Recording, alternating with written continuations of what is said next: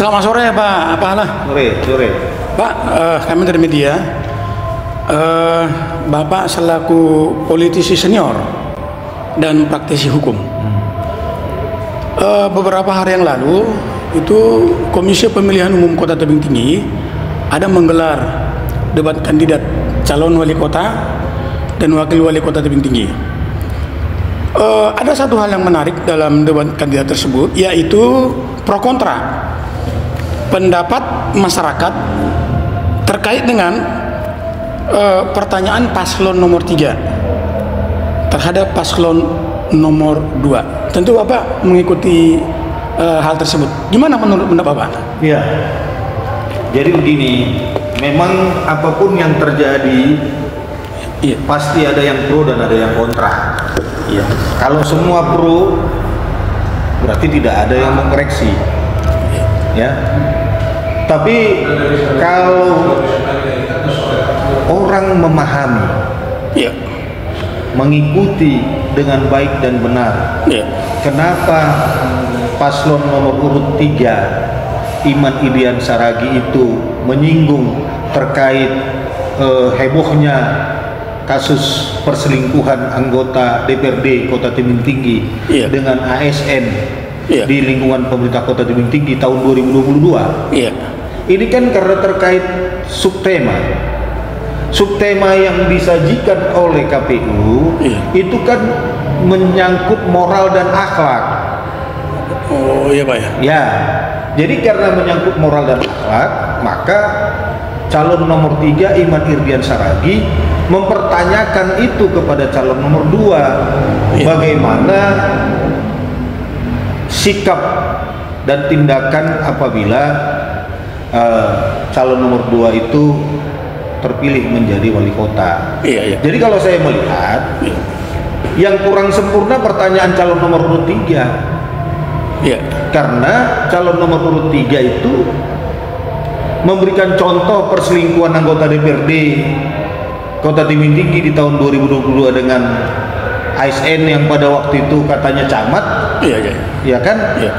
Itu kan pada waktu itu calon nomor 2 itu kan belum wali kota, jadi dia belum bisa bertindak apa-apa. Iya, iya. Oh. Harusnya yang dipertanyakan oleh calon nomor urut 3 itu bahwa apabila kasus yang sama terjadi, Iya, iya, di saat calon nomor urut 2 itu terpilih menjadi wali kota, tindakan apa yang dilakukan? Itu harusnya pertanyaannya. iya, iya. Jadi memang pertanyaan paslon nomor 3 Iman Irdian Saragih itu yang kurang sempurna. Iya, iya. Ya kan? Iya. Nah, tapi kalau jawabannya tidak ada kaitannya dengan kesejahteraan, itu keliru. Karena kalau kita berbicara kesejahteraan satu pemerintah otonom, Iya, iya. itu contoh Kota Tebing Tinggi, Iya. dia kan harus good governance dan clean governance. Iya. Artinya pemerintahan yang baik dan pemerintahan yang bersih. Iya. Kalau tata kelola pemerintahan ini tidak dikendalikan oleh aparatur yang bersih, Iya. bagaimana tujuan pencapaian kesejahteraan masyarakat itu akan tercapai? Iya. Jadi kalau saya melihat di dalam debat itu, khususnya pada subtema terkait moral dan akhlak tadi, ya memang paslon nomor 2 itu pastilah nggak mampu menjawab itu. Iya, Pak ya. Pasti nggak mampu menjawab itu, karena yang dicontohkan oleh Iman Irdian Saragih kan kita tahu apa hubungan emosionalnya terhadap calon nomor 2. Iya.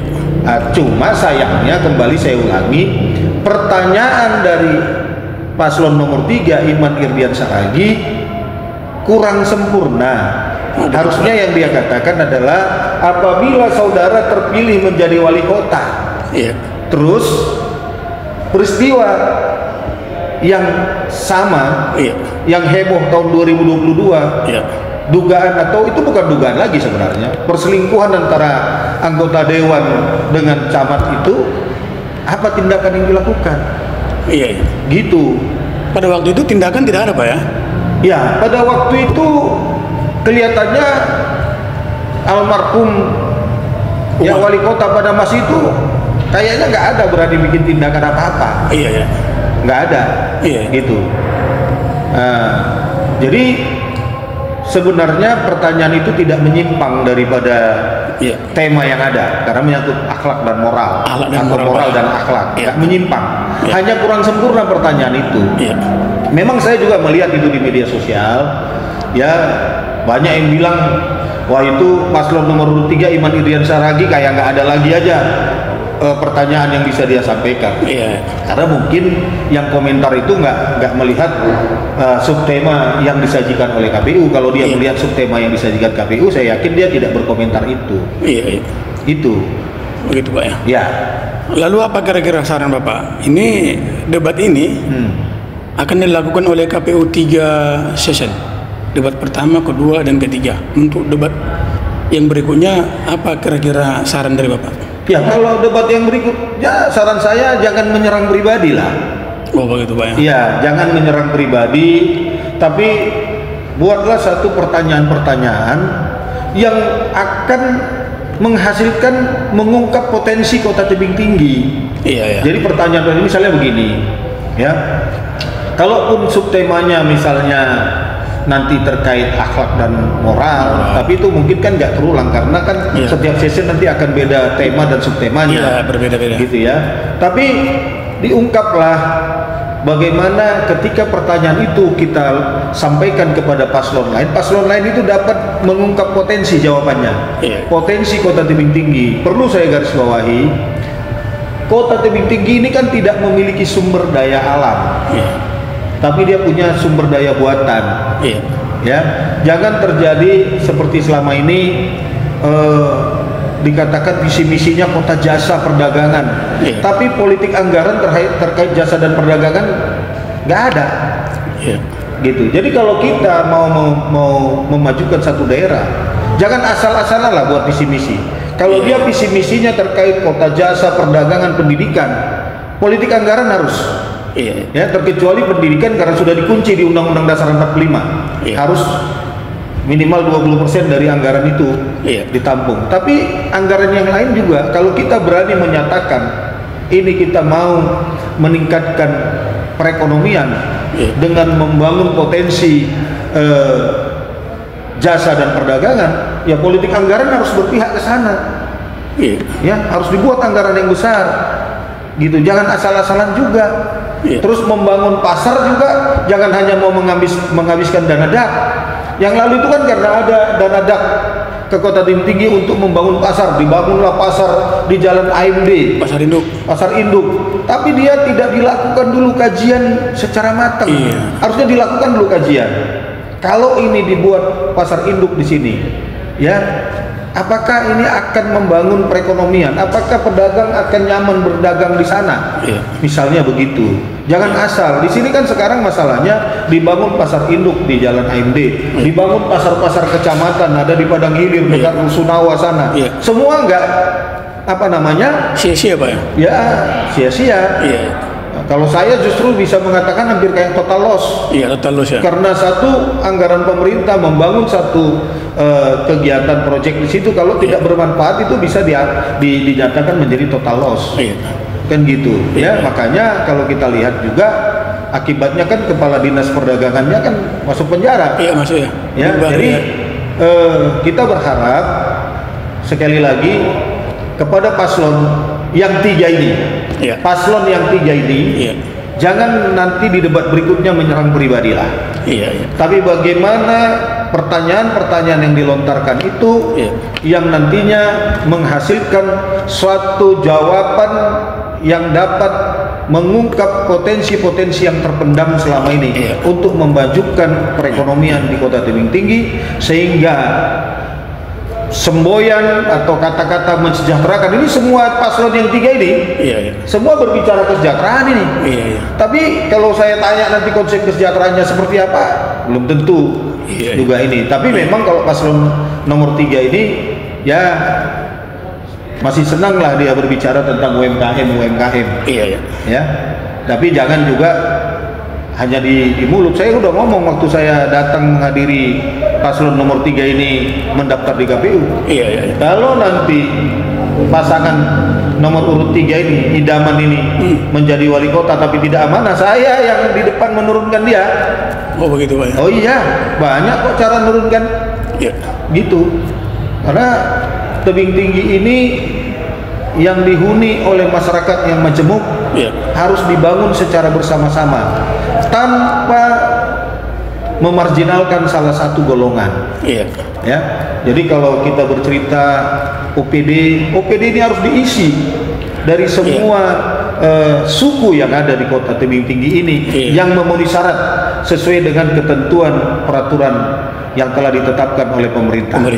Iya. Jadi nggak bisa ini dibangun sendiri. Jangan karena nanti Iman Irdian Saragih ini kan Simalungun nih, wakilnya Tambunan Toba. Wah, pejabatnya Simalungun dan Toba, nggak boleh. Harus diisi oleh semua. Ada Minang jadi kepala OPD. Ada Simalungun, ada Toba, ada Jawa, ada Melayu, ada Mandailing, ada Karo, pokoknya semua ada di dalamnya. Sehingga tebing tinggi ini milik bersama. Bersama Pak ya? Ya, begitu, nggak boleh. Kalau nanti ada apa namanya diskriminasi begitu, walaupun saya mendukung pasangan ini dengan sungguh, saya juga dengan sungguh akan menurunkan mereka. Oh gitu Pak ya? Harus begitu. Jadi jangan kita menjadi pendukung yang buta. Salah pun dilakukan yang kita dukung, salah itu, nggak boleh itu. Ya, kita harus menjadi pendukung yang cerdas.